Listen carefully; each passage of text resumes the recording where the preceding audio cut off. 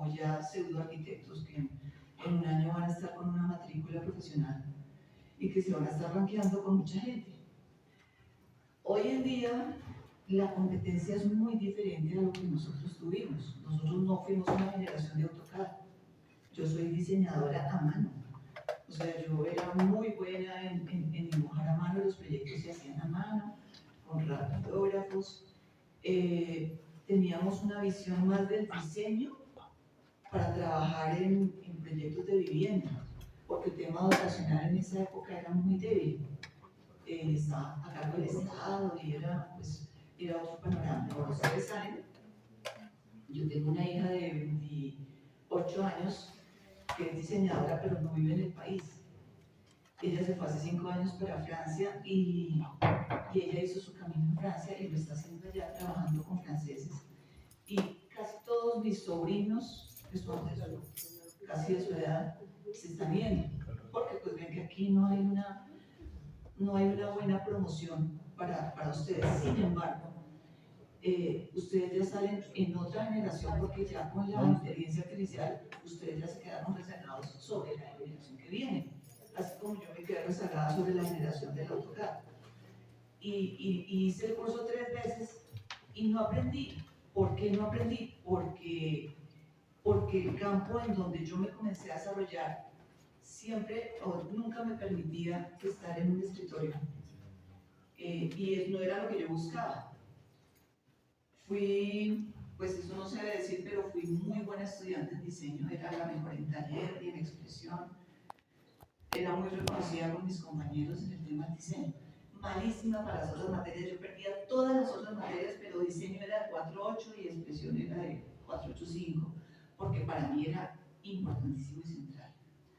Entonces, la visión que yo tenía del arquitecto en esa época era trabajar en un taller de diseño, tomando café, en un taller de diseño. De hecho, cuando me gradué, entré a un taller de arquitectura que éramos casi 12 arquitectos, un taller privado, de los que hacían arquitectura para vivienda, proyectos de vivienda, ganaban bienales de arquitectura y comencé como una residente de obra común y silvestre.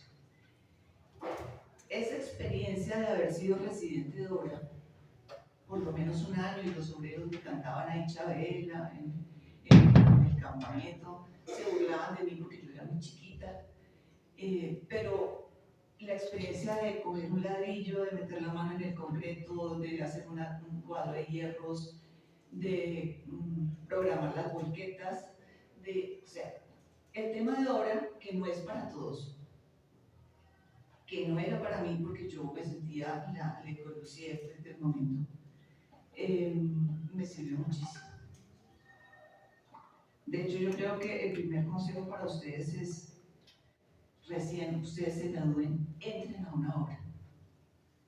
Porque ya cuando pues yo ya estoy viejita para entrar a una obra, o sea, a mí ya no me contratan como residente, como directora de obra sí, pero la experiencia de la residencia de obra es una cosa que para ustedes va a ser supremamente importante porque es estar en contacto con el material, contacto con el maestro.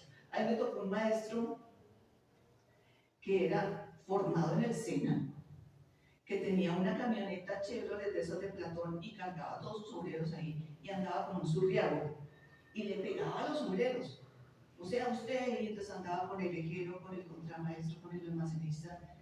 Y yo recién salí de la facultad, que si acaso había ido a 3 prácticas, pues no tenía ningún conocimiento de obra.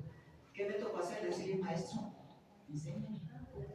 Arquitecta, es que usted es la arquitecta, entonces se burlan de mí.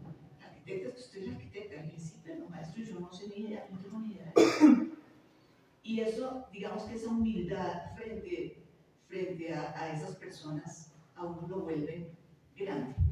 Porque el tipo, mire, arquitecta, así se ploma un muro, así se mide esto, así se ponen unas estacas para un replanteo. Y yo decía, wow, sí, esto lo vimos teóricamente en construcción en la facultad, pero nunca lo había vivido.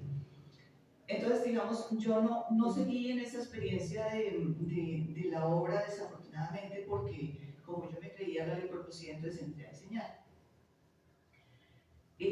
Cuando uno entra a diseñar, pues lo primero que le ponen a hacer es el diseño macro, porque uno está recién egresado, haga detalles constructivos, que me parece peor, porque es que cómo hace un detalle constructivo si usted no está en obra. ¿Cuánto es que mide un ladrillo? ¿Cuánto es que mide un tolete 12 por 7 por 24? Sí, pero ¿cuánto es que mide el bloque número 1? Y el pañete, ¿cuál es el pañete que uno le pone? Y entonces, y comienza uno la reflexión de decir, wow, necesitaba estar en obra. Esto se los digo porque yo sé que las nuevas generaciones se han vuelto muy gráficas.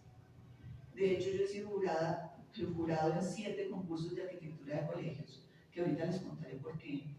Y yo llegaba a esas presentaciones, yo decía, wow.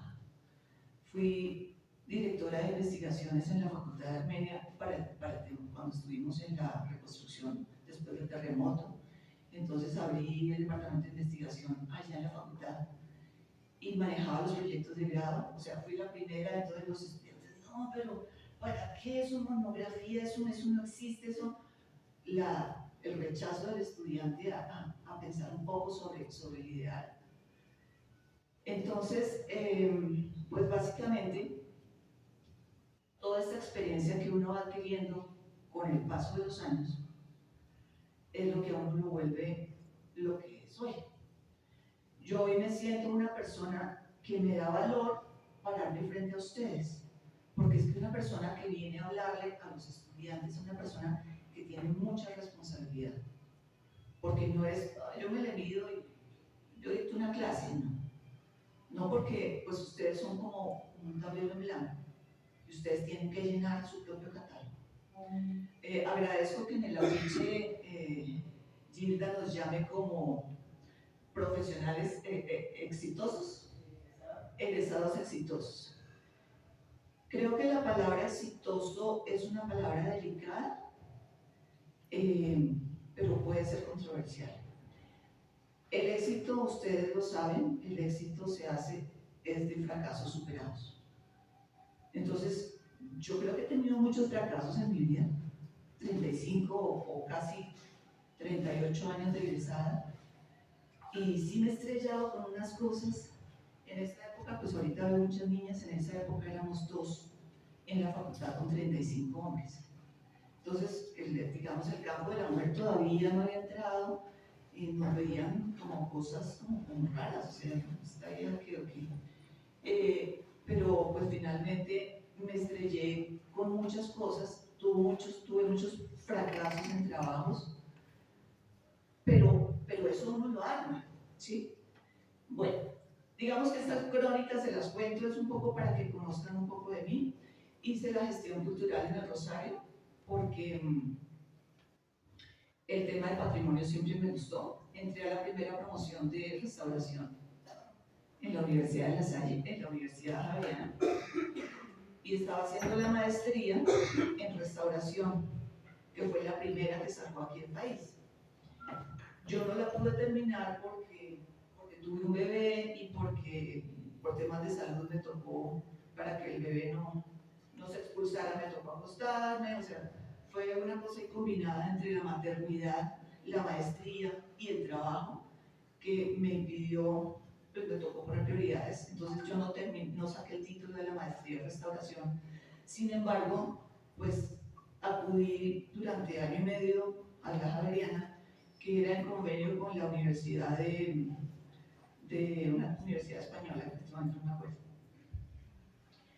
Y me quedó luego la duda porque finalmente me volví mamá y me volví, o sea, tuve un rol más y no la pude terminar. Entonces un día apareció el tema de la gestión cultural en el Rosario y me pareció supremamente importante porque el tema del patrimonio, tal como lo vi en la maestría, que era un tema edilicio, maestría en restauración de monumentos arquitectónicos, yo decía, la gestión cultural tiene que ver también con el ideal del arquitecto en meter el tema del patrimonio. En esa época, cuando comencé la especialización, tenía mucho trabajo porque estaba trabajando con FONADE, lo que hoy se llama en territorio, y tenía a mi cargo la gerencia de construcción de 7 colegios a nivel nacional, lo que llamaban los megacolegios. cuando los colegios se volvieron ya, el ministerio tomó el tema de los colegios y los volvió un proyecto general, como decir hoy en día los planes parciales para las urbanizaciones, los megacolegios era planear un colegio a nivel general. Entonces el tema de la gestión cultural me tocó hacerla durante como 3 años porque no alcanzaba a coger todos los créditos, entonces yo fui la egresada que más años se demoró, me demoré como 2 años y medio sacando una especialización. ¿Qué ventaja me ha dado el tener el conocimiento en patrimonio y hacer gestión cultural? Que el enfoque del arquitecto es muy diferente. Yo quisiera, de todas formas, tranquila, déjala ver si quieres. Acá hay un tema que a mí siempre me ha llamado la atención. Yo soy una arquitecta vocacional. Hay muchos arquitectos que son vocacionales. Hay arquitectos que definen la arquitectura porque no pasaron en otra facultad, o sencillamente porque traen una tradición. Y quiero hacer la diferencia entre la vocación, la profesión y la ocupación. Yo le decía a mis estudiantes del primer semestre que la arquitectura no es una profesión como tal. O sea, uno no es un mecánico, uno no es un civil. La arquitectura es una manera de vivir. Nosotros los arquitectos desarrollamos, los que somos vocacionales desarrollamos una manera de vivir. O sea, cómo nos vestimos, la música que oímos, cómo pensamos, qué actividades extracurriculares hacemos. Entonces los arquitectos, sí, la otra gente nos ve como, usted es arquitecta. Sí, soy arquitecta, de vocación y de profesión. Entonces, cuando yo miro estas 3 comparaciones, la vocación que sale del corazón, o sea, lo que yo quiero ser, la profesión es esto que ustedes están terminando, que en un año tendrán, bueno, no sé, aquí sí usan todo el birrete, pero bueno, es un símbolo. Y la ocupación, entonces uno mide ahí el dinero y la brújula. O sea, yo para dónde me voy y cuánto voy a ganar. Porque es que no solamente ustedes tienen una profesión, sino ya tienen una obligación rentable con ustedes mismos. Sus papás les dirán, bueno, ustedes ya, mijito, chao, yo ya le doy la bendición, usted ya sacó su título y usted verá qué es lo que hace. Entonces, en esa época yo dije, yo voy a hacer la reconducción femenina.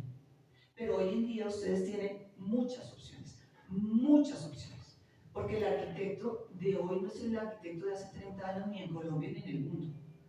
El arquitecto de hoy tiene un compromiso muy diferente. Entonces, sobre eso quiero enfocarles un poco la charla.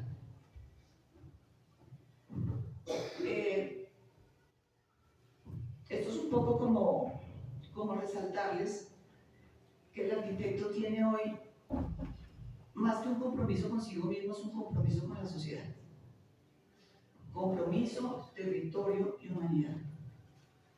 Y se los digo porque políticamente los arquitectos ya tenemos otros roles, ya no solamente de diseñar, sino de dirigir.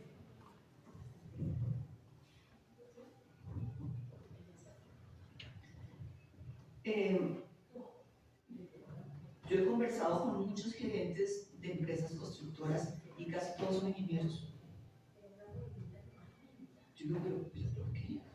Porque nosotros los arquitectos nos hicimos a un lado.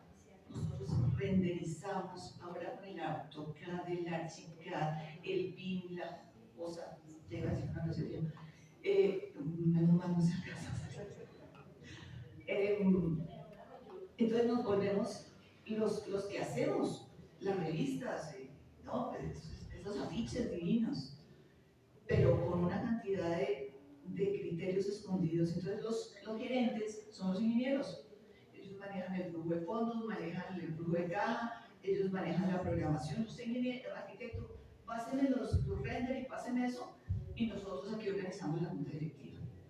Y eso es lo que a mí me ofende, porque nosotros los arquitectos, que somos una profesión mucho más completa, somos sociólogos, artistas, somos contadores, somos planificadores, estamos quedando en un segundo nivel.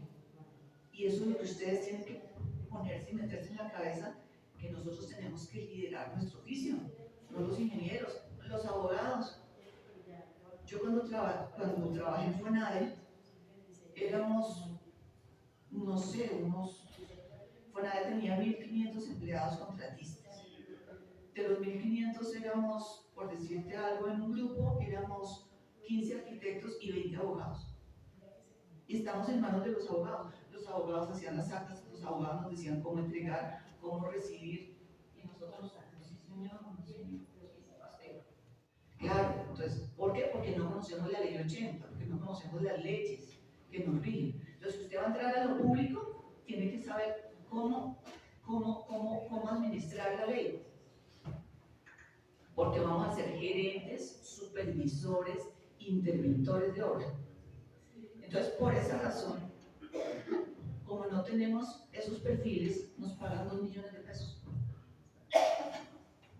Entonces, necesito un arquitecto de no sé cuántos años de experiencia con BIM, AutoCAD, Archicad, esos programas que ustedes manejan, que tenga una especialización y que maneje 3 idiomas. Y le pago 3.200.000. Entonces uno dice, pero eso es una falta de respeto. Pero nosotros mismos no nos hemos empoderado del conocimiento. Entonces,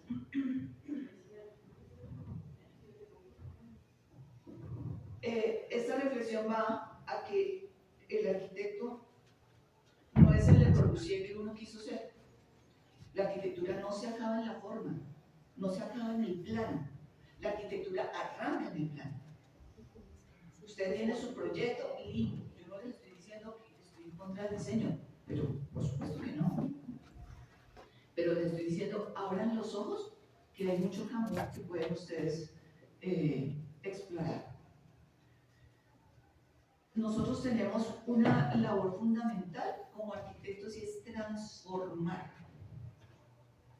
Ustedes no han asistido a ese proceso de lo que era la urbanización casa a casa y luego se volvieron planes parciales. A nosotros sí nos tocaron. Antes uno iba a los barrios y compraba la casita número 1, la casita número 10.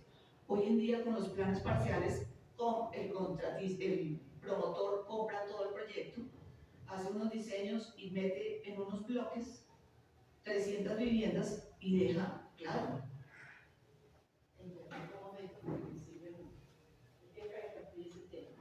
Ellos están este semestre, la gran mayoría nos van a dejar vivienda precisamente con Jimena Samper y tú trabajaste con Germán Samper. Entonces, si les amplias un poquito eso de vivienda también les puede servir.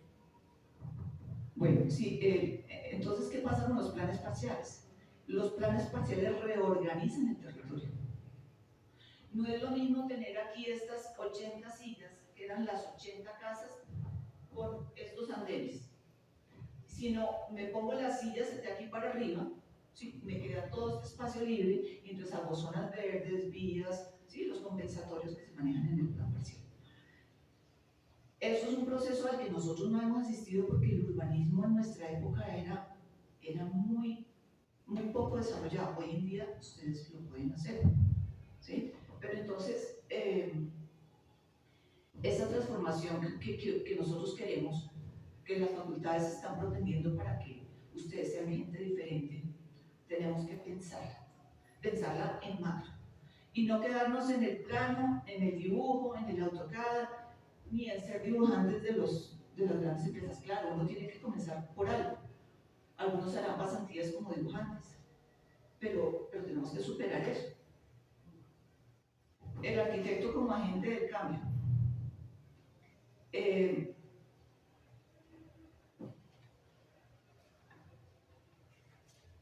Hay una palabra que se llama responsabilidad, que muchos arquitectos no están teniendo cuando hacen esos proyectos como las vistas, viviendas de interés social de 20 metros. Hacen un edificio con 300 apartamentos de 20 metros. ¿Quién vive en 20 metros? Yo vivo en 20 metros.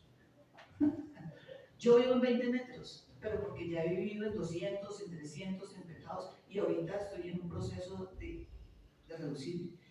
Pero en el apartamento que yo vivo, o en el edificio, es un edificio que va con mi época, porque era un edificio de apartamentos grandes y los residuales dejaban 3 apartamentos chiquitos. A mí me llama muchísimo la atención esos edificios de 300 apartamentos de 20 metros. ¿Dónde está el arquitecto? Porque esto es pleno consumo y venta. Yo le vendo a usted un apartamento de 200 millones de pesos. No, yo no estoy en un apartamento, estoy en una pieza, una habitación. Esta es la cocina, no es una cocina, eso es un mueble. No tienen dónde secar la ropa, entonces uno ve todas las ventanas llenas de camisas, blue jeans, o sea, no tienen un balconcito. Eso se llama responsabilidad del arquitecto. Claro, a nosotros nos toca a veces obedecer, pero hay cosas que se pueden hacer en 20 metros muy bien hechas. Pero no podemos dejarnos imbuir por el mercado, ¿sí? Por el factor dinero. Bueno,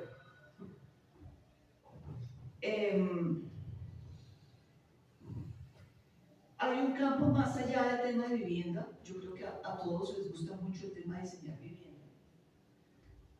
Yo no, digamos, no me tocó. Cuando estaba muy chiquita, recién egresada, me llamaron para que manejara las obras de una clínica. Yo decía, pero wow, yo no sé de clínica, yo no sé cómo se diseña una sala de cirugía. No, usted aprende. Y me tocó aprender. Entonces yo le dije al gerente de la clínica, bueno, yo le agradezco mucho, había un compañero mío del gimnasio moderno que me dijo, tú eres la persona. ¿Por qué? Porque yo tenía mucha empatía con la gente. Y me gustaba hablar con los pacientes, cómo hace el paciente, y ese médico cómo hace. Eso es solamente análisis, visión. Si usted va a ir a una clínica, mire cómo se comporta la enfermera, cómo el médico atiende, cómo entra el paciente así, así. Claro, 7 años me tocó vivir en una clínica que se llama la Clínica Marley. Y me tocó trabajar ahí y aprender. Y veía casos como entrando a urgencia una señora con la válvula de la olla quitadora acá, ¿sí? Un señor que se le ha salido un ojo. O sea, yo decía, uy, no, esto no es para mí. Yo quiero trabajar en un taller de diseño con un capuchino al lado. No, y esto es ahí. Y no, cuando estaba remodelando urgencias, veía toda clase de cosas. Una señora que le había atacado un tigre, que tenía un tigre en vez de un gato. O sea, pero estas cosas, la gente, en serio. Y esa es la gente real. Porque la gente real no es la que uno le dice, ay, haga una vivienda. ¿Ah? Sí, el render. Para una vivienda de 5 personas, papá, mamá y 3 hijos. ¿Qué más? O sea, esos son como el 1%. La gente real tiene manías, tiene vicios, tiene. Entonces, uno como arquitecto tiene que aprender a interpretar eso. El tema dotacional, creo que para todos ustedes va a ser un campo que se ha extendido. Dotacional que llamo yo, colegios, clínicas, cárceles, ahora se llaman centros de la felicidad. Bueno, patrimonio. Entonces imagínense todas las posibilidades que ustedes tienen. Aeropuertos en el tema de transportes. Ahora está de moda, no vamos a hacer el aeropuerto no sé cuál hay, el aeropuerto. Tengo un amigo que está manejando como 3 aeropuertos y es ingeniero civil. Me dice, Isabel, estoy hasta acá, le digo, pues contrate arquitectos. No, es que siguen los ingenieros manejándonos a nosotros. Entonces, el tema dotacional, particularmente para mí, disculpen que les hable tanto de mí, pero como esto es una crónica de mi vida para trasladárselas, por eso es así, ¿no? Acá hay una palabra en rojo que se dice que son espacios donde se vive el dolor, la enfermedad, la reclusión o la exclusión, y eso exige arquitectura profundamente humana, funcional y digna. Y eso, ¿de dónde nace? Nosotros tenemos una condición que me parece que es súper importante, es que tenemos que ser empáticos. Los arquitectos tenemos que ser empáticos. Un arquitecto no puede estar sentado ahí en un rincón como un ratón. Un arquitecto tiene que hablar con la gente, tiene que hacer así como la doctora Gilda, que es una comunicadora, que vende ideas, que promueve.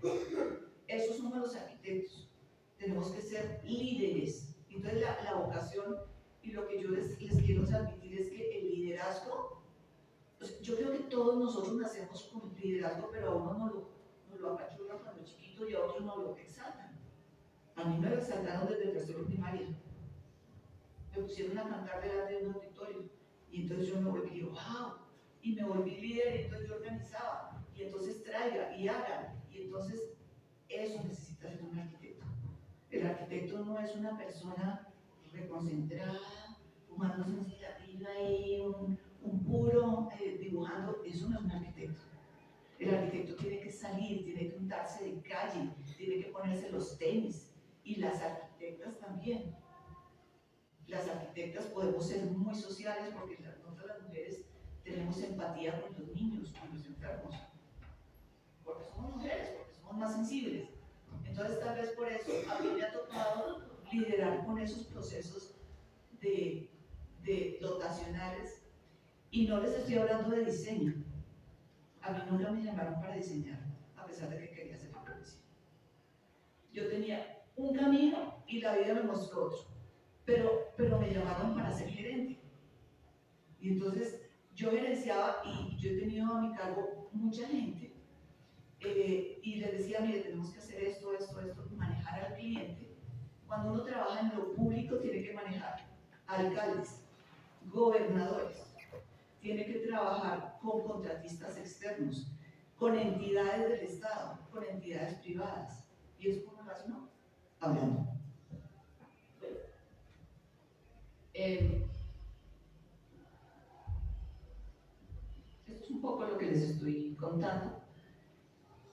El tema del patrimonio es otro rengloncito que ustedes, me imagino, ustedes son del 9º y 10º. Ya vieron patrimonio. Yo no sé si el patrimonio uno lo ve como en la casa ahí como antigua, que uno tiene que estudiar la historia del arte y conocer cómo se hacían las molduras, y yo pienso que el patrimonio va mucho más a lo que somos nosotros como ese espíritu nacional, ¿no? Nosotros en Colombia no tenemos el patrimonio que tienen los europeos, pues que tienen 200, 300, 400 años, nuestra casita es de 1800. O sea, lo más antiguo nuestro es de 1800, pero en Europa tienen de 1500, de 1600, ¿sí? Pero entonces el tema del patrimonio es importante que ustedes lo comiencen a ver como una defensa de lo que hicieron antes los que estaban, antes de los que estaban antes de nosotros, pues. Y eso es un marco que ustedes también tienen que tener en cuenta. Bueno, acá hay un título que dice Nuestro nicho en lo público. Yo quiero contarles cómo estamos de tiempo, las 18. Ahí les hice como 5 filminas para que ustedes conozcan dónde pueden ustedes trabajar. Que no sea solamente en la oficina de arquitectos del tío, o en Amarillo, o en Luis Carlos Sarmiento, en donde van a ser tratados como simples y llanos arquitectos residentes o dibujantes.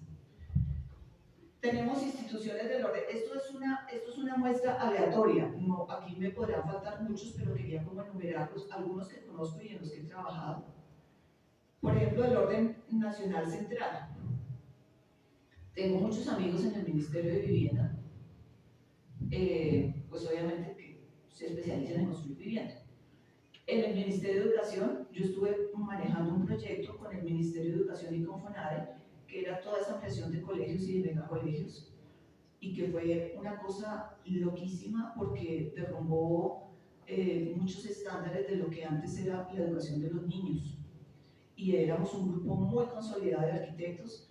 De hecho, trabajé con el CNA para la producción del primer manual de lo que se debe presentar en un proyecto de arquitectura.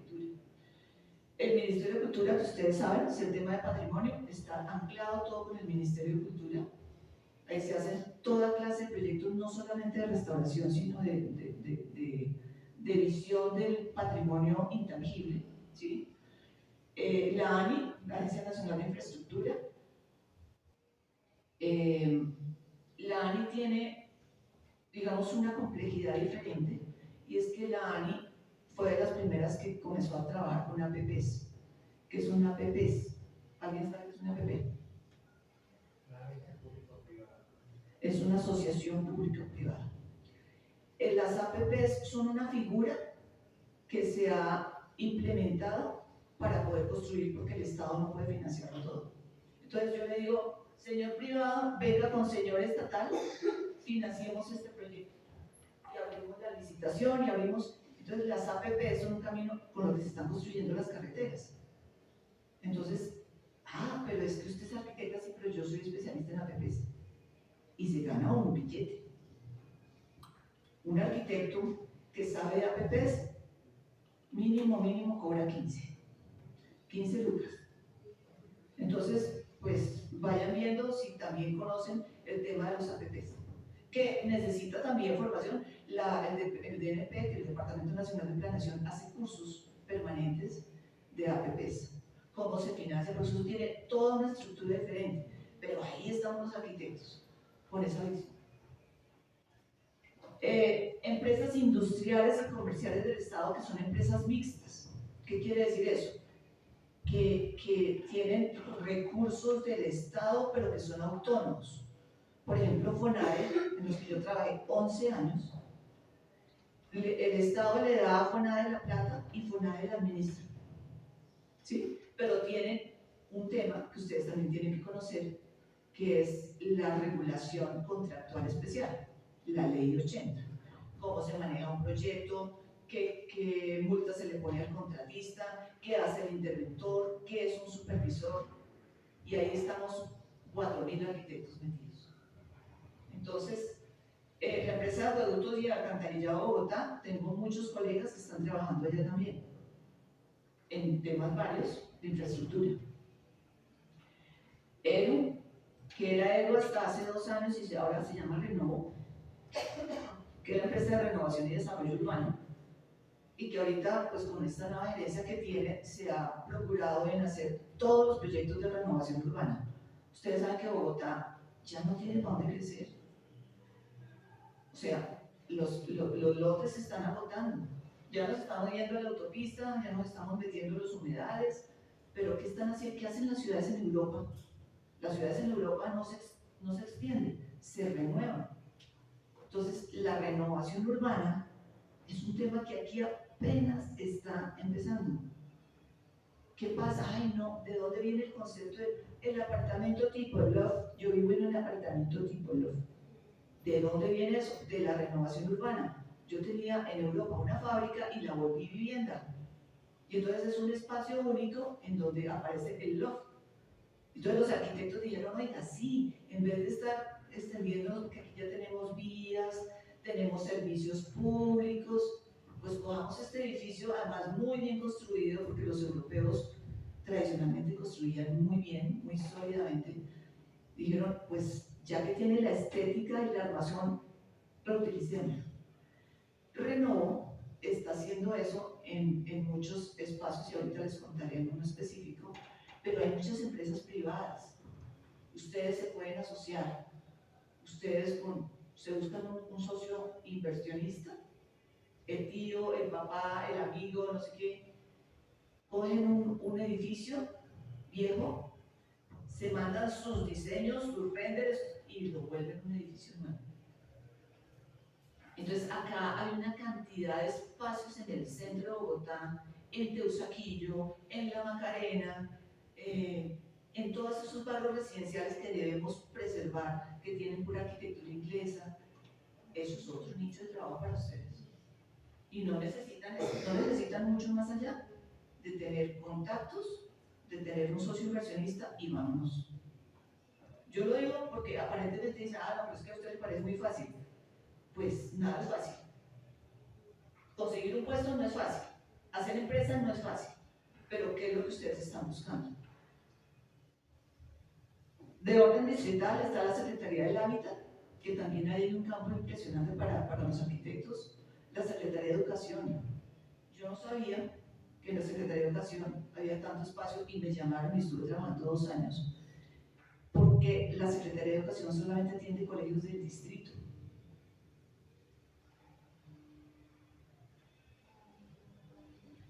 Hay un celular que está sonando. La Secretaría de Educación solamente atiende los distritos de Bogotá. En Bogotá pueden haber 1000 y pico de colegios. Entonces, pues ahí, ¿qué campo teníamos nosotros?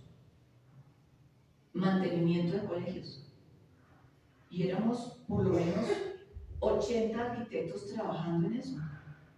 ¿Y qué tiene que hacer usted para hacer un mantenimiento de colegio? Pues primero conocer la norma, la 45 y 95, ya que ya se ha actualizado. Conocer la norma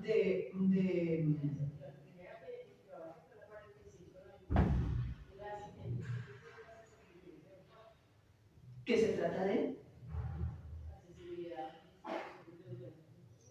Entonces, de educación. Porque no superior, porque son colegios. Sí.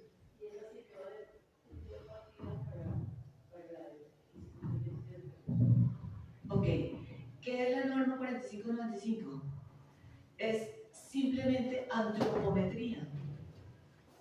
Lo que ustedes están manejando desde el primer semestre, cuánto mide una silla, cuánto mide una escalera, si una persona tiene una pata partida, cómo hace, si está en silla de ruedas, si un niño va a usar un baño, hay que ver los baños de antes. Los chiquitos para entrar al sanitario era muy difícil, unos chiquitos de 4 años, ahora hay Corona hizo muebles especiales, no tenemos sanitarios chiquiticos, la dimensión de lavamanos es abajo, todo eso es bueno, y todo eso está manejado por la Secretaría de Educación en Bogotá. Entonces ahí hay campo también como para otros 80 arquitectos. La Secretaría de Salud, todo lo que tenga que ver con clínicas, hospitales, centros de salud, EPS, IPS, todo lo está manejando la Secretaría de Salud. Arquitectos que los llaman para que regulen los estándares mínimos en salud. También. El IDPC, que yo creo que ustedes algunos han tenido pasantías allá en el IDPC, Instituto Distrital de Patrimonio Cultural, que también es del distrito. Ahí hay un resto de arquitectos trabajando. Ahora, de orden departamental, nosotros porque estamos aquí en Bogotá y somos más o menos privilegiados. Los arquitectos que estudian en las regiones, ¿cómo hacen? O sea, Bogotá es el centro digamos, del trabajo. O sea, nosotros estamos aquí en el lugar. Los arquitectos municipales, ¿qué hacen? Se van a la gobernación, a las alcaldías, y son los arquitectos que regulan la norma, ¿sí? Los que regulan cómo van a diseñar el parque, esa casa que van a tumbar, que, digamos, los suelos. Usted va a construir en un suelo que es de vocación agrícola, no, ahí no puede construir. Entonces, los niños que están estudiando arquitectura y que no están acá tienen un campo de acción en esas entidades municipales. O para los que se quieren ir, no, es que yo soy de Pereira y yo me quiero ir para allá, o yo vivo en un pueblo y me voy para allá, entonces uno llega y tiene campo de acción. Las gobernaciones, las secretarías de infraestructura, las alcaldías. Yo estuve en un trabajo en donde manejábamos regalías con el programa del PNUD, y las regalías se conversaban directamente con los alcaldes. Entonces los alcaldes contrataban arquitectos para hacer el diseño del parque y nos lo traían aquí a Bogotá, y nosotros desde el PNUD, ¿sí?, decíamos, eso está bien o no, eso no está bien. Entonces teníamos un diálogo del arquitecto que está en Bogotá con el arquitecto que está en las regiones, para ver si aplicaba para el proyecto de regalías y se podía financiar. Entonces, eso es otro tema que pueden ustedes tener en cuenta. Bueno, alcaldías, secretarías de obras públicas, empresas de servicios públicos. Hay otras entidades que de pronto ustedes no conocen, la NIM, que es la Agencia Nacional Inmobiliaria Virgilio Barco Vargas. Ella es un bracito de la Presidencia de la República. Ahí yo no sé si ustedes han escuchado el proyecto de Ciudad Cano, en donde se van a hacer el proyecto de los ministerios, o el edificio de la Torre 10, que va a ser en la carrera 10ª. Se están manejando proyectos estratégicos, o por ejemplo en Cartagena, que van a quitar la base naval, porque la base naval de Cartagena está en Boca Grande, y Boca Grande ya no aguanta un centímetro más porque está repleto de hoteles. Entonces la base naval tiene unos terrenos gigantescos que los van a trasladar. Entonces la Agencia Nacional Inmobiliaria, que viene de Presidencia, le dice, por favor actúe. Entonces ahí hay otros arquitectos que están proyectando. Fontur, Fondo Nacional de Turismo. ¿Y uno qué? Wow, se están manejando unos proyectos súper interesantes de turismo a nivel nacional. En todo el país. Y ahí necesitamos muchos arquitectos.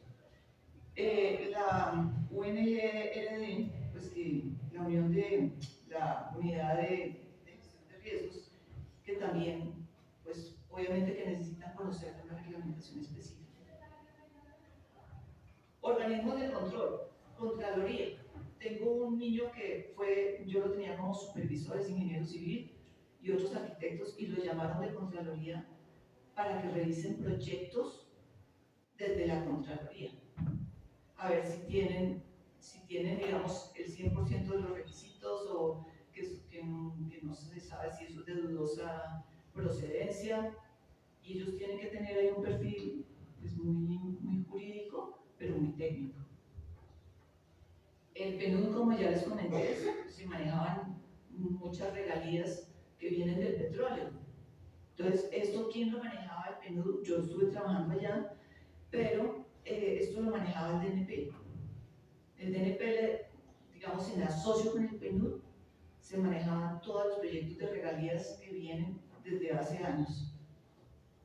Bueno, el FIE. ¿Alguien sabe qué es el FIE? Es el Fondo de Financiamiento para la Infraestructura Educativa.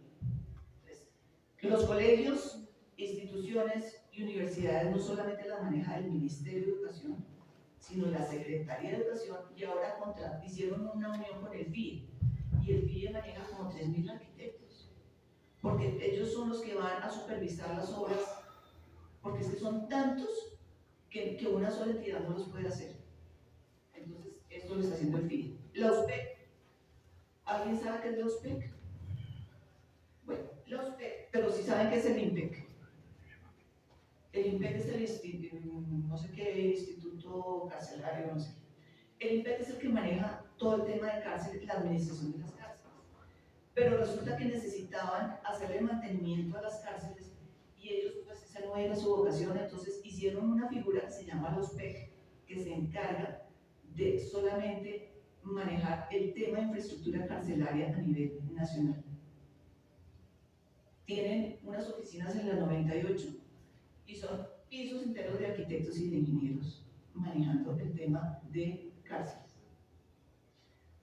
Bueno, mi invitación, mirar la arquitectura con otros ojos, con los ojos de quienes caminan los barrios populares, de quienes viven en zonas rurales olvidadas, de quienes esperan años por un colegio digno o un centro cultural.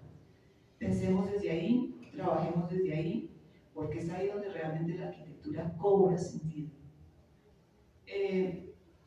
Esa es la reflexión que yo les tenía a ustedes, porque me parece que tienen que ampliar el panorama y salirse un poco de la revista, salirse un poco del concurso. Bueno, aquí vienen unos especialistas a hablar de concurso, que por demás son conocidos míos, pero la arquitectura no solamente concursos, ¿no?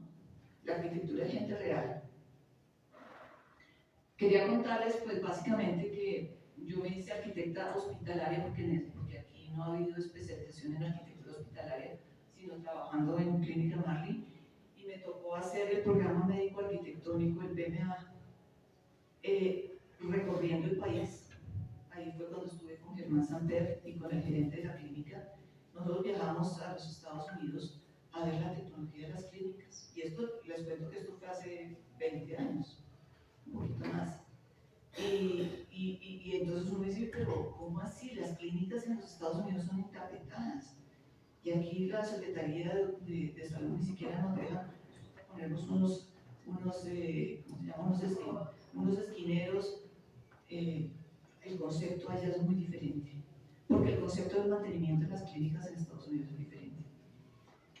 Aprendí mucho de lo humano, porque como les digo, el contacto con los pacientes, mi oficina quedaba en la casita de oncología, no sé si los que conozcan la clínica Marley, la 50 con 13, enfrente de una casita estilo inglés, que es la única que se preserva dentro del grupo patrimonial que tenía tenía esa cuadra. Y ahí quedaba arquitectura, pero en el primer piso estaban los pacientes de cáncer.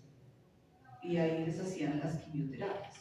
Entonces me decían, doctora, ¿cómo está? Pues no me decían arquitecta, entonces todos los pacientes pensaban que yo era doctora. Y yo veía al paciente cuando se le iba cayendo el pelo, cuando se ponía gordita, cuando llegaba amarillo y cuando se murió. Entonces, esto para uno es muy duro, porque los arquitectos tenemos otras sensibilidades. Pero eso mismo hizo que yo me volviera como más de carne y hueso, ¿no? O sea, cómo el arquitecto promueve y llega a la gente. Pero también viste el caso contrario, cómo el espacio continuaba utilizando y mejorado. Totalmente. Porque eso es lo que hoy en día, o sea, ya los críticos están matando al paciente como el cliente, con todo el enfoque. De hecho, cuando yo llegué a la clínica era blanca. Entonces yo le decía, doctor, ¿por qué no pintamos este muro de azul? ¿De azul? No, o de rosado. ¿De rosado? Aquí en la clínica, sí, doctor, mire, yo le traigo unos muebles, entonces yo me traía catálogos hoteleros y comenzó el cambio y los médicos, no, pero eso está como muy chillón. Hoy en día ustedes ven las clínicas son de diversos colores, los ambientes son muy hoteleros, ¿y eso quién lo hizo? Nosotros los arquitectos. Tuve una experiencia muy bonita con Rodolfo Ulloa, yo creo que ustedes lo conocen, patrimonialista, él es de Cartagena. Yo estaba trabajando con la empresa con la Agencia Nacional Inmobiliaria y me tocó hacer la supervisión del PEM. Me imagino que todos saben que es un PEM, ¿sí? Plan Especial de Manejo de Protección del Museo Nacional. Y entonces ahí, pues fue una cosa supremamente interesante durante un año, con Marta González, que también viene a hacer lo de los concursos, y conocer la visión del patrimonio y la historia del Museo Nacional, que fue una cárcel, que fue panóptico y que bueno, ha tenido toda la serie de transformaciones y que ahí al lado de una universidad. Entonces fue una experiencia muy bonita. Esta es una experiencia también muy clave. El Ministerio de Hacienda, no sé si ustedes conocen el guardia presidencial en el centro. Al lado está el Ministerio de Hacienda. Y el Ministerio de Hacienda está el Archivo Distrital, que es una obra pues, bien catalogada estéticamente, y está el Archivo General de la Nación. Entonces ellos querían hacer una triangulación de archivos y el Ministerio de Hacienda dijo, yo quiero también hacer mi archivo. Entonces nos llamaron, yo estaba en FONADE y a mí me nombraron la gerente de ese proyecto, que en esa época costaba 86.000 millones, y estoy hablando del 2015, o sea, hace 10 años. Este proyecto tiene una particularidad. ¿Ahí ven el mouse? No. Acá hay unas casas, que son 4 casas, que se llaman las casas de Santa Bárbara, que estaban vueltas a añicos, y esto era todo un lote gigante.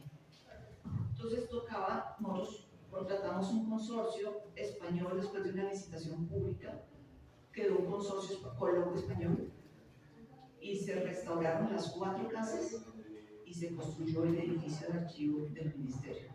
Y el edificio, el proyecto salió de un concurso de la Sociedad Colombiana de Arquitectos que ganó una empresa que eran una pareja de esposos y ellos fueron los que hicieron los diseños. Y nosotros hicimos la construcción y pues todo el tema del presupuesto de construcción. Un proyecto que duró 3 años, se construyó el primer data center del Ministerio de Hacienda, o sea, 0 posibilidades de error, porque es la cabeza del Ministerio de Hacienda de Colombia, ¿sí? Entonces tenía data center, tenía restauración, tenía una serie de complejidades.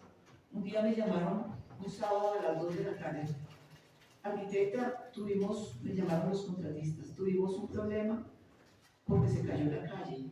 ¿Cómo es que se cayó la calle? La calle se vino abajo y se llevó una parte del edificio. Entonces, todo un bloque, que yo creo que era como en la parte de arriba, allá en ese techo café, que quedaba la carrera 9. Esto fue a la y media. Todos los obreros salieron a la 1 porque los sábados trabajan de 7 a 1. No tuvimos ningún muerto, ningún lesionado, pero se cayó. Tuvimos problemas porque hicimos un estudio de suelos previo y el suelista nos dijo, no, este suelo es buenísimo. No, fue buenísimo. Cuando comenzaron a tratar de hacer la cimentación profunda, eran unas rocas del tamaño de esta sala y no podían usar dinamita porque estaban al lado del guardia presidencial. Entonces ellos tienen que perforar las piedras y meter como unos taquitos de dinamita como en las películas del oeste y ellas implosionan las piedras. Entonces nos tocó implosionar todo ese terreno porque el estudio de suelos, aunque era de Fernando Orozco, que es uno de los mejores suelistas que hay acá, no resultaba. Y todo eso impacta en la gerencia del proyecto porque teníamos unos tiempos y porque teníamos unas platas y porque el consorcio español venía a lo que venía. Entonces fueron muchas las cosas que sucedieron ahí, pero por ejemplo como que se diseñaron unos aires acondicionados y no estoy hablando de un aire de ventana. Los aires acondicionados, los chilles, los enfriadores eran como de más o menos de 5 por 8 cada enfriador y eran 3 enfriadores y había que subirlos con una grúa a las cubiertas. Y cuando llegaron allá se dieron cuenta que el chiller, que ese sistema permitía como un 90% de desviación. Y resulta que para un data center usted no puede tener desviaciones en la humedad. Entonces tocaba desmontarlos cuando ya estaba todo el edificio llenado por donde poner la grúa. Todas esas contingencias se presentan desde la gerencia de proyectos. Y la gerencia es cuando usted sabe como arquitecto qué es un sistema de aire acondicionado. Y vuelvo a la reflexión, vayan a las obras, conozcan un ladrillo, conozcan hacer un cuadro de hierros, conozcan qué es un sistema de aire acondicionado. Cuando viajen a Cartagena, que se vayan y se pongan sus bikinis y sus vestidos de baño, miren en la habitación, oigan cómo funciona este sistema de aire acondicionado y cómo el hotel, donde tiene el hotel el sistema general. O sea, porque uno va y dice, qué cama tan rica, qué delicia, mira el tipo que me miró, el que no me miró, el bikini azul no me funciona, pero estas cosas como arquitectos sí tenemos que mirarlas. Eso es parte de nuestra obligación. Aquí fue cuando estuve manejando el mantenimiento a nivel carcelario nacional. Eran 80 y pico de cárceles y me tocaba viajar a 2 cárceles semanales en el país. Quiero contarles que fue un fracaso para mí porque tuve que ir a psicólogo. Porque yo no podía conciliar, o sea, yo entraba y me decía la psicóloga, no mire a los reclusos. Venga y mire lo que usted va a mirar, el ladrillo, la celda, no era posible. Entonces me encontraba con la mirada de los reclusos, que eran niños, disculpen que lo digan niños, pero eran gente como de su edad. Yo decía, pero esta podía ser mi hija, la que está aquí acostada en esta celda, condiciones infrahumanas. Había una cárcel que me llamó mucho la atención, que era como un panal de abejas, porque las camas eran como unos huecos, y entonces usted se subía a un hueco y esa era su cama, o el otro se subía ahí y ellos ponían una camiseta o una toalla para tapar el hueco, porque no había espacio, o gente que dormía en los baños, porque hay tanto recluso, porque ustedes saben que aquí en Colombia el tema de justicia está pésimamente manejado, y por eso tienen que también ser políticos, porque tienen que entender cuáles son las políticas carcelarias y de salud y de educación. Entonces meten una cantidad de gente. Imagínense cárceles al 350% de ocupación. Entonces, en una celda que en teoría deberían haber 4, hay 8. Entonces, tienen pico y placa para dormir. Entonces, usted esta noche le toca dormir en el piso y a mí el martes me toca dormir en el catre. Entonces, pues, imagínense que si usted no se aguanta ni con su hermana en el cuarto, imagínense con otro personaje que es un recluso que mató, violó, robó, que tiene las peores mañas, que es cochino, que no se baña, y usted tiene que compartir. Entonces, usted entrar a esos sitios, aunque yo entraba con 2 dragoneantes, era para mí muy fuerte. Entonces yo salía como desbaratada, esto es una crónica, mi hija me regaló una turmalina negra que en teoría protege de las energías. Y yo me puse la turmalina y la turmalina se salió yo decía, pero ¿cómo se salió? O sea, hay unos niveles de energía muy fuertes. Entonces yo me concentré en la oficina como para hacer seguimientos, pero eso es otra labor que nosotros tenemos que hacer. Los reclusores de mujeres son muy bonitos, pero cuando usted entra a las celdas de las niñas es muy triste, porque este es un espacio de 2x2. Háganse el mapa mental, 2x2. Y 1x2 ocupa la placa de concreto donde va la colchonera. Y tienen ahí un sanitario, ahí, pero duermen 3. Entonces le toca dormir con otra o otra en el piso, y si usted quiere ir al baño, pues le tocó ahí encima de ellas, porque pasan 12 horas en las celdas y luego las abren. Condiciones de esas que uno como arquitecto dice, ay, pero yo quería como ser muy conocida y diseñar. Ahí es donde le tocó ser como arquitecto. Entonces a mí me tocó entrar a verificar el mantenimiento de esas cárceles. Mucho dinero, mucha plata, pero no se logra. Cárceles como la de Pereira no se logran, porque son casas antiguas del pueblo que los meten a todos ahí. Entonces, ahí es donde digo, empatía, señores, señoritas, empatía. Empatía con el problema social y humano. Eso es un arquitecto. Eso es. Bueno, este fue en el último proyecto que estuve con Renovo, que es el proyecto de renovación urbana del Bronx, del antiguo Bronx. Si ustedes lo ubican ahí, eso es un proyecto que tiene casi 6 manzanas. Lo que se ve acá, esto era la antigua escuela de medicina. Esto era un proyecto que, aquí está la carrera, la Caracas. Yo les muestro acá, pero aquí es la Caracas y este pedacito lo mocharon porque esto sería un proyecto de restauración grande. No sé si ustedes han escuchado a la Fuga, que hacen unos conciertos ahí en la calle de atrás. Ahí estamos haciendo, o sea, el proyecto era cubrir una calle y tocó hablar con esto de, ¿cómo se llama?, del espacio público, con el ADEP. Es la única calle en Bogotá que va a ser cubierta. Y entonces se está haciendo toda una estructura para poder hacer los conciertos de rock, conciertos de música clásica, todo tipo de conciertos. No sé cómo hacen luego para parquear, pero porque pues el sitio es bien bravo, pues de noche es un proyecto difícil. Detrás está la alcaldía de Los Mártires, que ya la están inaugurando. Ustedes tienen que ir a verla, es un proyecto de Mario Cabrera Arquitectos, que ganó un concurso de arquitectura de la sociedad, proyecto supremamente lindo. Esta parte de atrás, esta manzana de atrás, tiene la alcaldía, el centro para la recreación, y en teoría van a hacer un convenio para un tema educativo. Entonces, como toda esa gente se sacó de Peñalosa, sacó a toda esa gente, luego vino la compra de predios que duró 5 años para sacar a la gente de los predios, de 3 manzanas, estoy hablando de 3 manzanas. Y luego todos los problemas de obra, porque es que ahí era la casa del pique, donde picaban, donde tenían el caimán ese que se comía a la gente, o sea, unas calles llenas de una energía bien densa. Y curiosamente al contratista se le dañaba, toda la maquinaria amarilla se le dañaba. Vino con la piloteadora y se le dañó al segundo día. Trajeron otra piloteadora. Traían la grúa y se le caía la llanta. Entonces nos tocó llevar un cura. Nos tocó llevar el párroco de allá, de ¿cómo se llama esa iglesia al lado? Del voto nacional, gracias.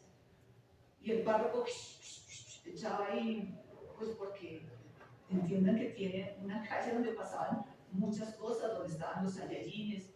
Hoy en día eso es otra cosa. La obra, yo tenía una residente muy juiciosa, Carolina, supremamente juiciosa.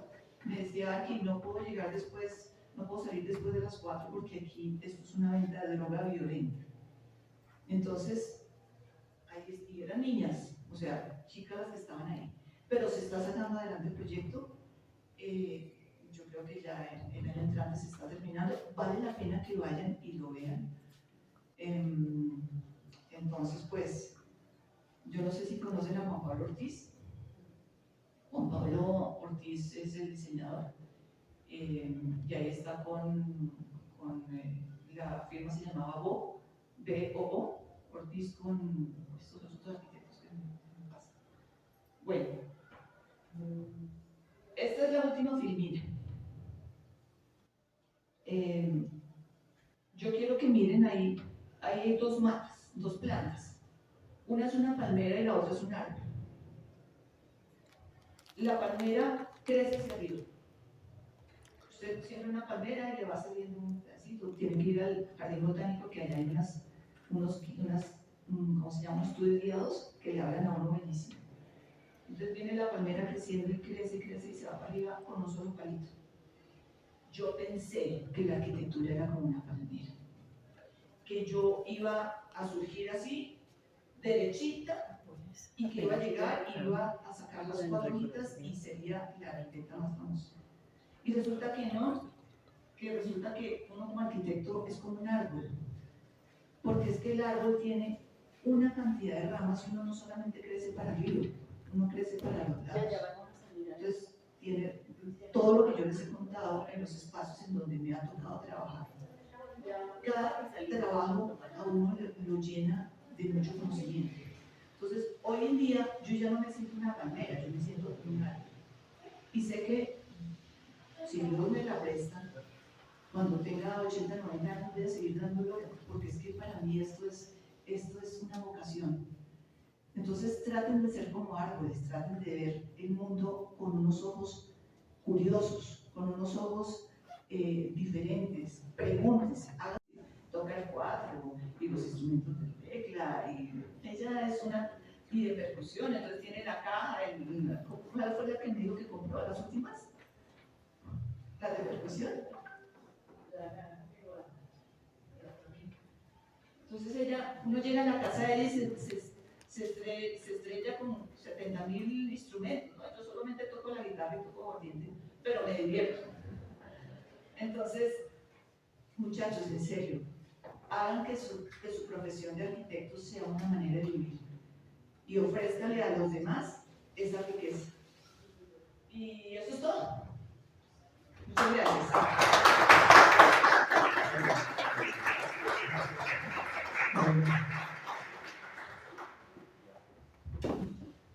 ¿Cómo la ven? Esto es el inicio, pero vamos a tener enfoques diferentes. Yo creo que es un muy buen inicio, lo pensamos muy bien, porque con la vasta experiencia que tiene Isabel, pero era como que vieran una persona de a pie, porque ella no viene hoy representando una entidad como algunos otros vendrán, sino que ha estado en muchas liderando como arquitecta de oficio, y eso es muy importante. O sea, yo creo que nos estamos dando un poquito la pela, generando esta ruta nueva para ustedes, que ustedes son los pioneros. Tú lo dijiste muy bien, o sea, del fracaso viene el éxito. De pronto vimos lo que pasaba en los semestres anteriores.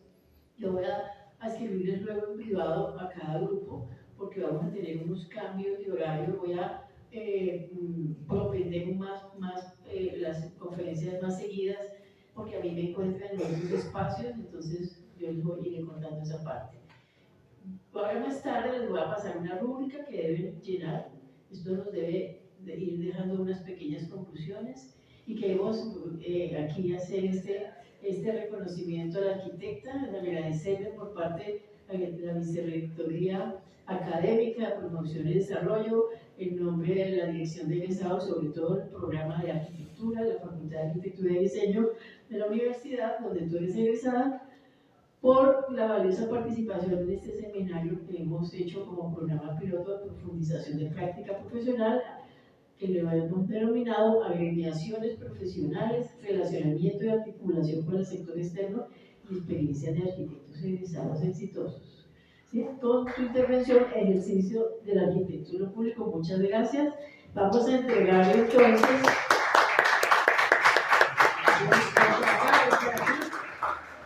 Entonces le vamos a entregar este pequeño reconocimiento.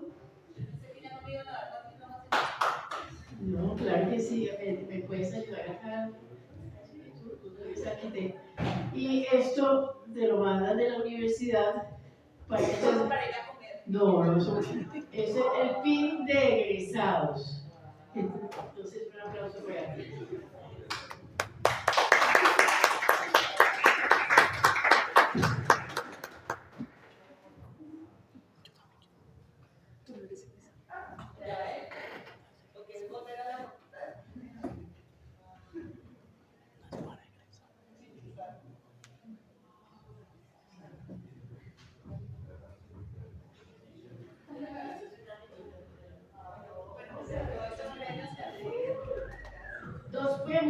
Tres preguntitas, alguna, porque creo que nos dejó bastantes, ¿sí? Dice uno, oye, sí, yo voy a seguir estudiando la carrera.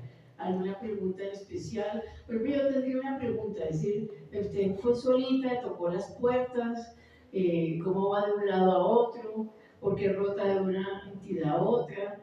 ¿O la una le sirve de trampolín a llegar?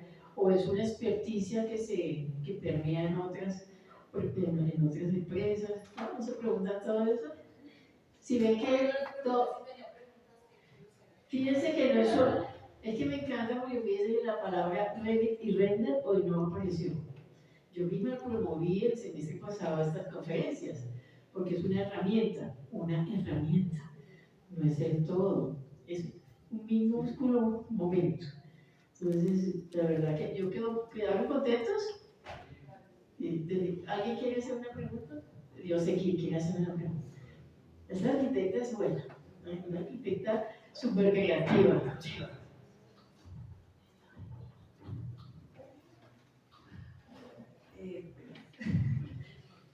Pues sí, tenía como una cuestión parecida a la que planteó Gilda en cuanto a el no cómo surgió de un trabajo a otro, sino el cómo tocaste las puertas, el cómo fue esa primera relación y ese primer encuentro con las personas encargadas para poder abrir esas puertas. Pues les voy a contar mi experiencia. Cuando yo estaba recién egresada, era muy chiquita. Y como pues yo trabajé con varios profesores porque como era buena en diseño, yo comencé a formarme con profesores aquí en la facultad. Entonces mi horario era de 7 de la mañana a 1 de la tarde aquí en la facultad, y mientras mis compañeros iban a beber aquí enfrente, que había una tiendita que vendían unos buñuelos buenísimos y se iban a tomar, yo me iba para la casa porque yo era muy nerda y me iba juiciosa. Entonces los profesores me decían, oye, usted es buena en diseño, y comencé a trabajar desde el segundo semestre en el taller de Juan Manuel Camacho, que era un profesor, luego de Carlos Lacantoni, de Hernán Sánchez, y estuve trabajando. Pero ya como en quinto semestre ya era bastante agobiante y no podía, entonces dejé de trabajar. Entonces ya cuando me gradué yo dije, yo soy arquitecta. En esa época los clasificados, pues no había internet, salían en El Tiempo, en el periódico El Tiempo. Entonces se necesita arquitecta residente para restauración en Cartagena. Yo dije, porque mi papá era historiador, entonces yo dije yo. Pero yo que pongo en la hoja de vida, pues, ¿qué pone uno cuando se gradúa? Pues nada, porque no he hecho nada. Yo no sé si ustedes han visto la película de Legalmente Rubia. Pues no se deben burlar, pero yo hice una cosa muy parecida. Yo hice una hoja de vida en papel, ¿cómo se llama este? Bueno, en un papel especial, que en este momento no me acuerdo, que no era un dures, sino era un papel como de colores. Y escribí, como era como un caso, ¿sí? Escribí lo que era y puse mi experiencia con 3 profesores y lo hice en una hoja rosada. Y le eché perfume. Yo dije, pues para que sepan que yo también tengo algún control de la estética. Entonces cuando llegó a la oficina de unos arquitectos, eran 3 arquitectos. Era Álvaro Barrera Herrera, que es el que ha restaurado la mitad de Cartagena, con gloria sea.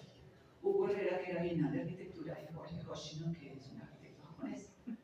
Allá llegó, yo no sabía ni dónde era, eso era la 90 con 15, y resulta que esa universidad era solo de andinos, esa oficina, perdón. Era solamente, y él era un andino, y todos sus niños eran andinos.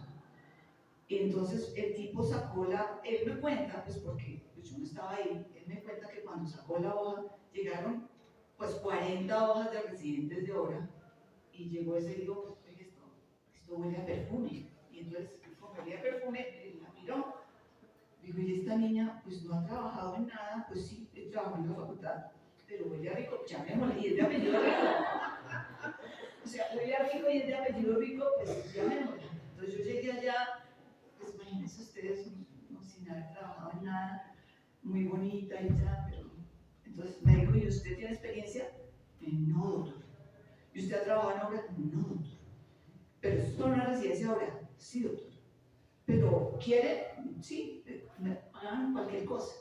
Bueno, la espero mañana con botas. La primera con 110. Yo decía, miércoles, ¿eso dónde es? Eso es Santa Ana Alta. Yo no tenía carro porque yo era de morral y de tenis como todos los estudiantes. Entonces me tocó coger como 80 buses y llegar y echar patas arriba. Es en la primera o sea, es en Santa Ana, antes de la Hacienda Santa Bárbara. Arriba, y uno sigue subiendo y allá quedaba la residencia de otra. Entonces yo dije, pues como legalmente rubia, yo dije, me voy a comprar un vestido que sea para ahora. Entonces fui y me compré unas boticas rojas que me salían con la cartera roja. Y esas boticas pues no eran una mancha de ruido, sino eran unas boticas de tela. Yo me sentía divina. Entonces cuando llegué, el director de obra me mira y me dice, yo no le dije que trajera botas, le dije, doctor, mira, acá están. Entonces me dijo, no, yo dije botas de obra. Mi pie es muy chiquito, yo caso 35 y las manchas venían hasta 37.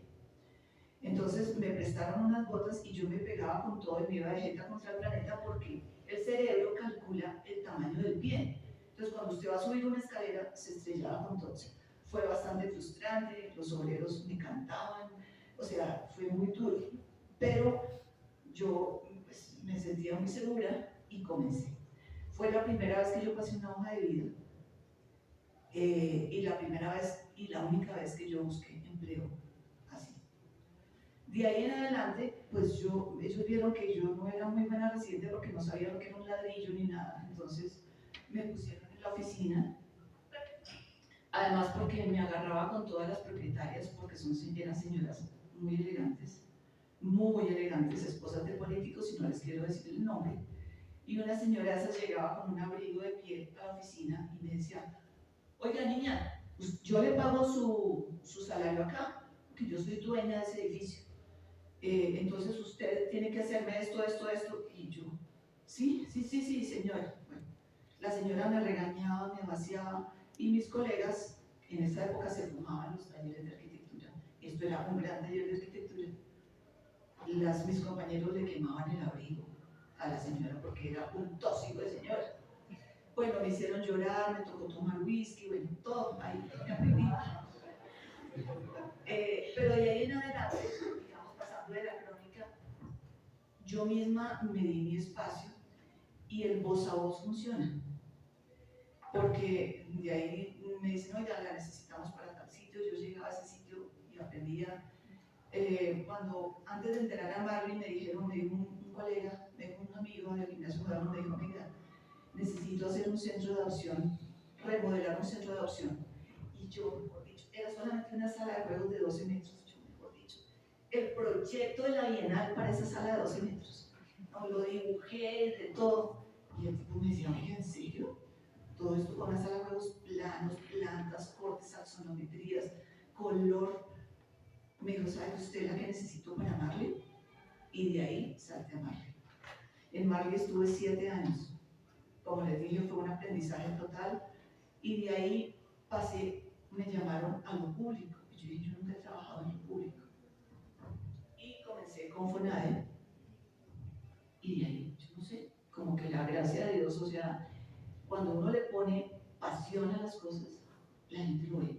Como cuando uno es estudiante, o sea, usted le pone el ánimo a la materia, pues le va bien, o sea, es que eso no tiene, puede que usted no sepa.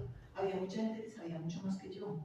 Yo era muy chiquita, era muy inexperta, era muy bobita, pero era nerd y me como estaba ser juicioso. Hoy en día la cosa no es tan fácil para contestarte tu pregunta, porque hay mucha competencia. Pero lo que yo sí les digo es que cuando ustedes llegan con pasión, así les toque el puesto de servir el tinto para el arquitecto, sírvanle bien el tinto. O sea, hagan la cosa bien, porque es que yo mismo he promocionado a muchos de mi gente, porque digo, este niño no sabe, pero tiene unas ganas de aprender. Y así es como uno arranca. Entonces, pues, por eso les digo, ánimo y pasión. Está dicho, ¿cierto? Y la última, allá está Charo, que ya es egresada, ellos están haciendo empresa, está Camilo Moyano, y se atrevieron a dar un paso importante. Entonces, ¿quieres saludar o desde lejos o paso el micrófono? Ok. Entonces,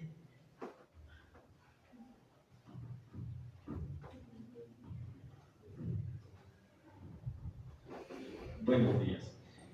Bueno, primero agradecerte por la charla, realmente es una información muy valiosa para el desarrollo profesional de nosotros como arquitectos y más en este proceso en el que estamos. Y me gustaría preguntarte, ¿cómo es básicamente ideal de un esquema organizacional para lograr gerenciar tantos proyectos y no fracasar en el intento, ¿no? Que a veces es como, digamos, ahorita que estamos creando empresa, es como ese proceso de que le pueden llegar a uno varios proyectos al tiempo y es como ese miedo de fracasar en el intento de hacer una buena gerencia, hacer una buena promoción del proyecto.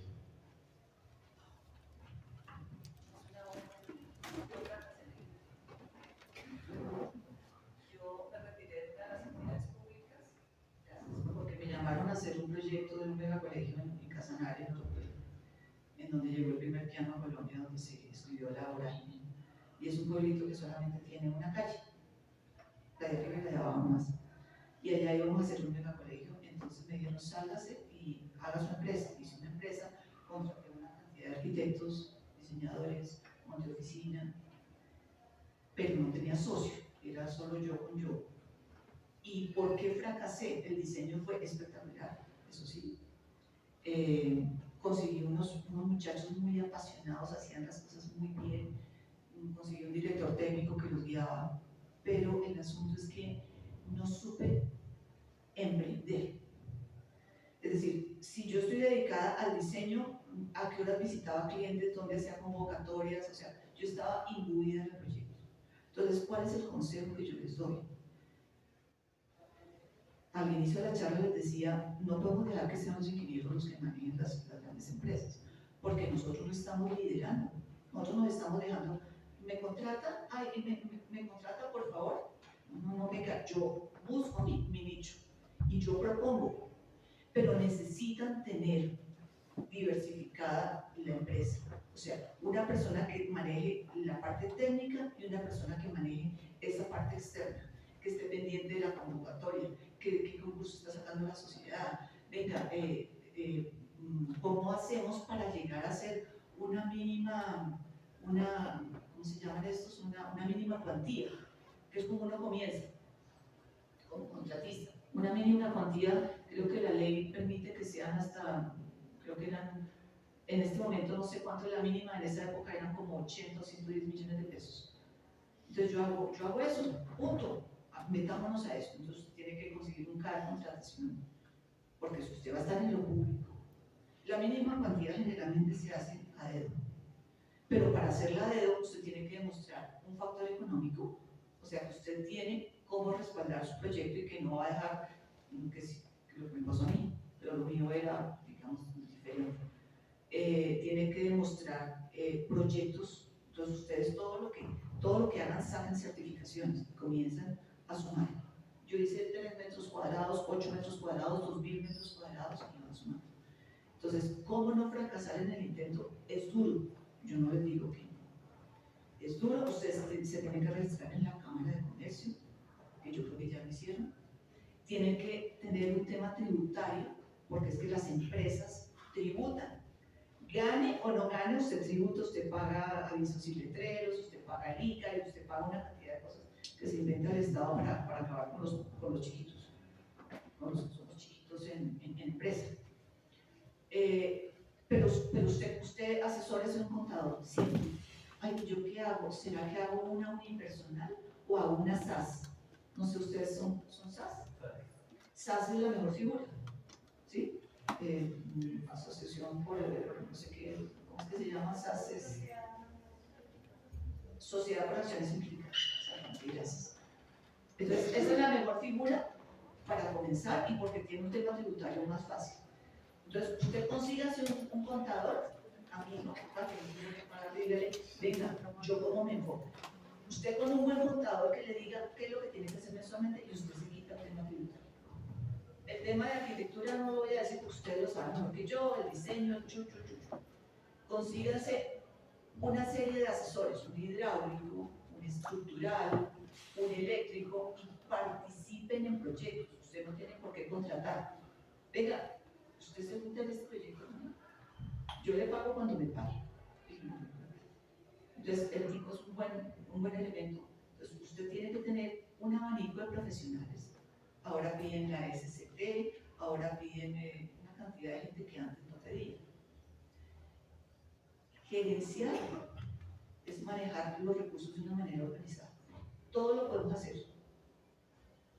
Digamos, si a ti te dan, cuando estabas en tu casa o cuando, no sé si eres soltero, si vives en tu casa, tus papás te daban una plata, una mesada. Tú administrabas esa plata. Tú sabías tanto para el transporte a los que le dan, otros no le dan. ¿Sí? Uno comienza por eso, por organizar la plata con la que cuenta. ¿Y dónde lo vamos a hacer? Hoy en día podemos hacer todo por internet. A mí en esa época me tocó contratar oficina, comprar un plotter, o sea, era una cantidad de recursos y de inversiones grandes. Y lo otro que te digo es, siempre trabajen con honestidad. Porque hoy en día les dicen, venga, el CBY ¿cómo es? Yo le doy el contrato, pero usted me da 30%. Un amigo me decía, o un compañero que me estaba invitando a una sociedad, me decía, Isabel, en todos los contratos hay que pagar el CBY. El CBY es la cuota. Si usted quiere participar, pague. Yo le decía, no, yo no pago CBY. Entonces, ¿qué hace con los contratos chiquitos? Y digo, bueno, pero hoy en día, yo tuve muchas investigaciones cuando usted trabaja en lo público. Yo tuve por lo menos unas 10 investigaciones de Contraloría y Procuraduría en los contratos públicos. Porque usted como arquitecto es supervisor y el supervisor tiene una responsabilidad fiscal. Entonces usted, como ves que yo soy arquitecto recién egresado, sí señor, pero usted puede pegar por omisión o por efecto. Es decir, si usted se quedó callado y no dijo tal cosa, a usted le da una investigación y le quitan la matrícula. Y cuando es fiscal, pues tiene que pagar plata. Pero hoy en día yo vivo tranquila. Cuando estaba en Marley, compramos el amoblamiento para una sala con unos muebles carísimos. Y el gerente de la empresa me dijo, venga, arquitecta, ¿cuánto quiere para que me dé el contrato? Entonces le dije, ¿cuánto me va a dar? Por decirte algo, el 5% del contrato. Le dije, listo. Me dijo, ¿te lo giro? Le dije, no, me lo descuenta en la factura y se lo descuenta a Marley. No, es que eso era para ti. Le dije, no, yo no recibo dinero, porque es que mi labor acá es ser la arquitecta de la clínica, no recibir dinero. Entonces, fíjate que con esos pequeños detalles, la honestidad en estos procesos y la limpieza de estos procesos, tú vas a hacer una vida empresarial, tienes que comenzar por ser correcto. Puede que pierdas algunas posibilidades, pero camina como yo, de frente. No tenemos nada que ocultar. Esos son mis humildes conceptos y mis humildes sugerencias para ustedes. Bueno, un aplauso para ustedes.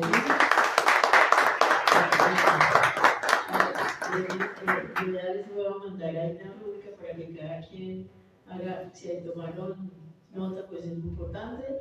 Tenemos una estación de café para que se tomen un cafecito antes de irse a sus clases y recomendarles a sus compañeros que está muy interesante. ¿No les parece más interesante eso que estar en el salón haciendo una tarea? ¿sí? Entonces vamos a hacer cosas más prácticas. Entonces, creo que la ruta es muy interesante, entonces ya le mandaré indicaciones. Si no estoy mal, la próxima semana es 15, el viernes 8. Bueno, yo les diré entonces si esa, Sí, en ya este está. momento, si